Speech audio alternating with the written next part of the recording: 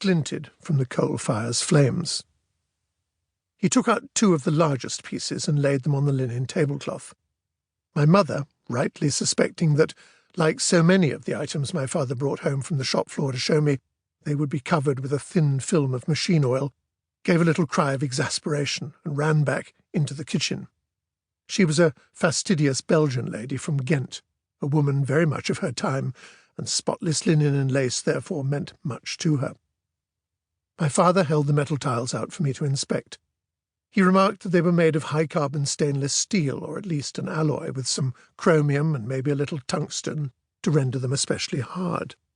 They were not at all magnetic, he added, and to make his point he pushed them toward one another on the tablecloth, leaving a telltale oil trail to further upset my mother. He was right.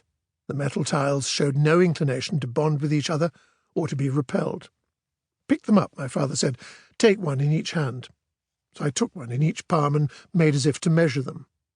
They were cold, heavy, they had heft, and were rather beautiful in the exactness of their making. He then took the pieces from me and promptly placed them back on the table, one of them on top of the other. "Now," he said, "pick up the top one, just the top one." And so with one hand I did as I was told, except that upon picking up the topmost piece, the other one came along with it. My father grinned. "Pull them apart," he said. I grasped the lower piece and pulled. It wouldn't budge. "Harder," he said. I tried again. Nothing. No movement at all. The 2 rectangular steel tiles appeared to be stuck fast, as if they were glued or welded or had become one, for I could no longer see a line where one tile ended and the other began. It seemed as though one piece of steel had quite simply melted itself into the structure of the other. I tried again, and again. By now I was perspiring from the effort, and my mother, back from the kitchen, was getting impatient, and so my father set his pipe aside and took off his jacket and began to dish out the food. The tiles were beside his water-glass, symbols of my muscular impoverishment, my defeat. "Could I have another try?" I asked after dinner. "No need," he said, and he picked them up and with a flick of his wrist simply slid one off the other, sideways. They came apart instantly with ease and grace. I was open-mouthed at something that, viewed from a schoolboy's perspective, seemed much like magic. "No magic," my father said. "All 6 of the sides," he explained, "are just perfectly, impeccably, exactly flat.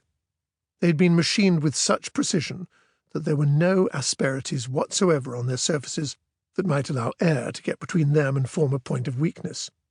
They were so perfectly flat that the molecules of their faces bonded with one another when they were joined together, and it became well-nigh impossible to break them apart from one another, although no one knew exactly why.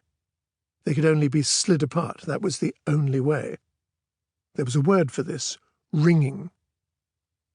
My father then started to talk animatedly, excitedly, with a passionate intensity that I had always liked.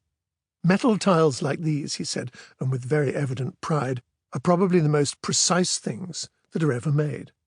They're called gauge blocks, or Joe blocks, after the man who invented them, Carl Edvard Johansson, and they're used for measuring things to the most extreme of tolerances, and the people who produce them work at the very summit of mechanical engineering. These are precious things, and I wanted you to see them, since they're so important to my life." And with that said, he fell quiet, carefully put the gauge blocks back in their velvet-lined wooden box, finished his dinner, lit his pipe once more, and fell asleep by the fire. My father was, for all of his working life, a precision engineer. In the closing years of his career, he designed and made minute electric motors for the guidance systems of torpedoes. Much of this work was secret, but once in a while he'd smuggle me into one of his factories, and I would gaze in either admiration or puzzlement at machines that cut and notched the teeth for tiny brass gear wheels, or that polished steel spindles that seemed no thicker than a human hair, or that wound copper coils around magnets that seemed no bigger than the head of a pipe-smoker's vesta.